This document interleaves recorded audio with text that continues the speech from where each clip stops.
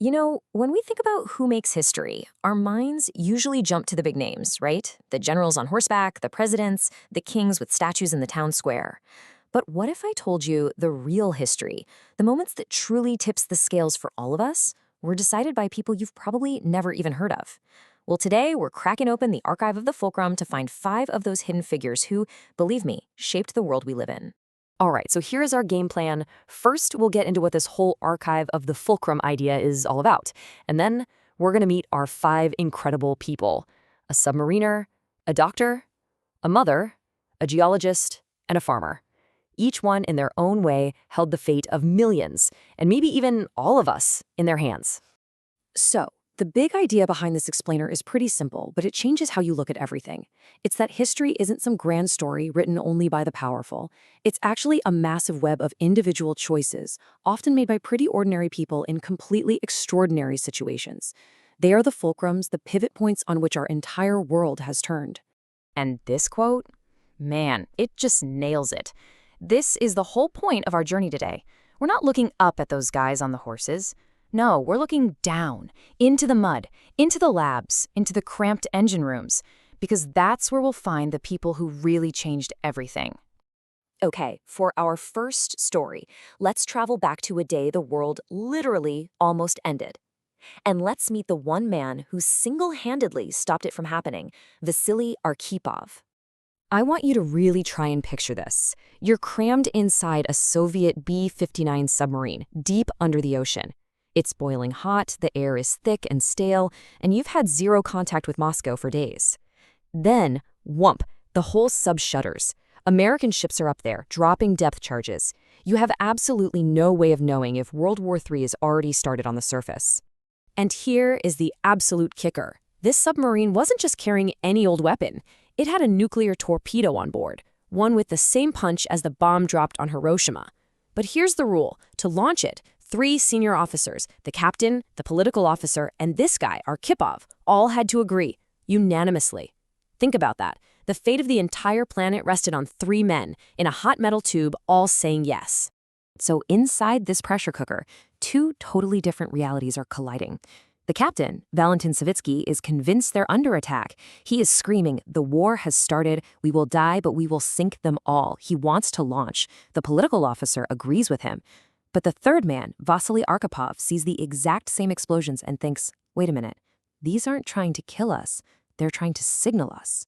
So in that moment, with the world hanging by a thread, 2 men said yes to starting World War III. But Vasily Arkhipov calmly and firmly refused to give his consent. His one simple word, no, stopped Armageddon in its tracks. The torpedoes stayed put, and nuclear war was avoided.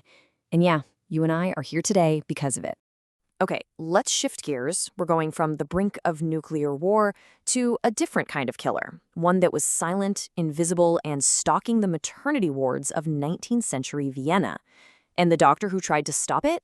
Well, they treated him like he was completely insane. So this doctor, Ignaz Semmelweis, is facing this horrifying mystery. In his hospital, there are 2 maternity clinics. The one, staffed by doctors and medical students, has a death rate of almost 20% from something they called childbed fever. But the other one, right next door, run by midwives, their rate is only 4%. It was so bad that women were literally choosing to give birth in the street rather than go to the doctor's clinic. Then, Semmelweis has this awful aha moment. He realizes the doctors are coming straight from performing autopsies in the morgue to delivering babies without washing their hands. They were carrying what he called cadaverous particles. So, in May of 1847, he makes a new rule. Everyone washes their hands with a chlorine solution. And look what happened. The results were instantaneous. The death rate just nosedived from over 18% down to basically 0. Incredible. So, you'd think this guy would be a hero, right? Parades, medals, the whole thing. Nope, he was destroyed for it. The medical community was deeply insulted by the idea that their hands could be dirty. I mean, gentlemen's hands are clean. They mocked him, they fired him, they ran him out of town.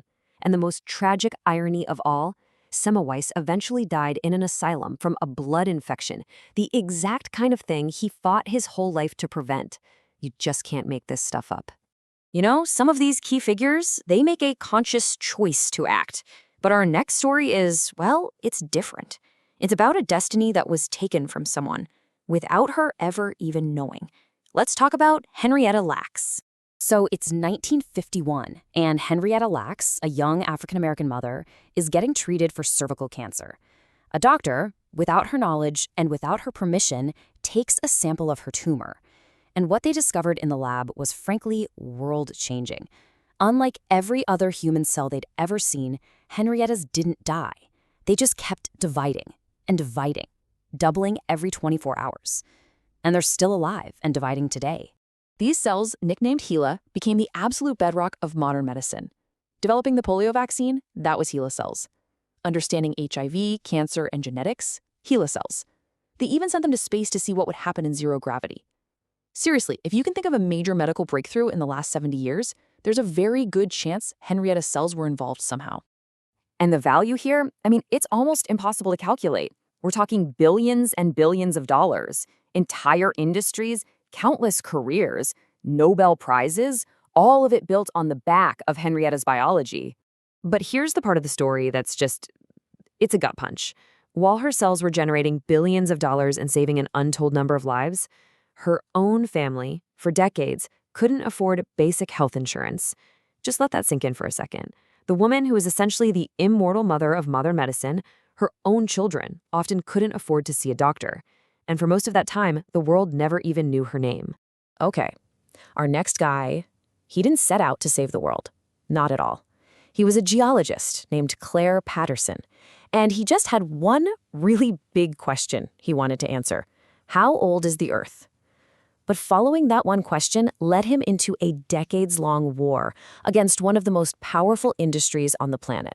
His journey was basically a detective story. He's trying to get an accurate measurement from these ancient rocks, but every single sample he tests is just flooded with lead. It's driving him crazy. So he goes to these incredible lengths. He literally invents the world's first ultra-clean laboratory to get a pure sample. And it works. He finally gets the age of the Earth, 4.5 billion years. But he also stumbles onto the real culprit. The lead contamination, it was everywhere. It was in the air we were all breathing, and it was coming from leaded gasoline. Patterson realized we were poisoning ourselves, filling the atmosphere with a powerful neurotoxin. So for the next 20 years, he fought. He took on the massive oil and chemical industries who did everything they could to ruin his career and shut him up. But he refused to back down. And because he didn't, we got the Clean Air Act and leaded gasoline was banned. The result? Look at that chart. The amount of lead in the average American's blood dropped by 80%. The guy literally cleared the air for all of us. All right, we've reached our final exhibit. This story is about a humble farmer's son from Iowa who stared down predictions of global apocalypse and won. See, back in the 1960s, all the experts were saying the same thing. We were doomed. The population was exploding, and we weren't going to be able to grow enough food. Mass starvation was inevitable. But while all those experts were writing scary books, Norman Borlaug was in the fields in Mexico getting his hands dirty. He spent years just relentlessly crossbreeding thousands of different kinds of wheat, looking for a super plant, and he found it, a high-yield, disease-resistant wheat that could grow almost anywhere. That one innovation kicked off the Green Revolution, and it's estimated his work saved well over 1 billion people from starvation. So there you have it. Let's just recap. A submariner who said no. A doctor who just wanted people to wash their hands. A mother whose cells became immortal. A geologist who cleaned our air. And a farmer who fed the world. None of them wore crowns. None of them were leading armies. But they prove that sometimes the biggest changes come from the most unexpected places. What all these stories really show us is that history isn't just some big thing that happens to us. It's built from individual moments, from individual choices. And that leaves us with one last really important question to think about. Our world is always teetering on the edge of some new challenge. So, who's going to be the next person with the courage or the insight or just the simple stubbornness to be the next fulcrum? Please like and subscribe.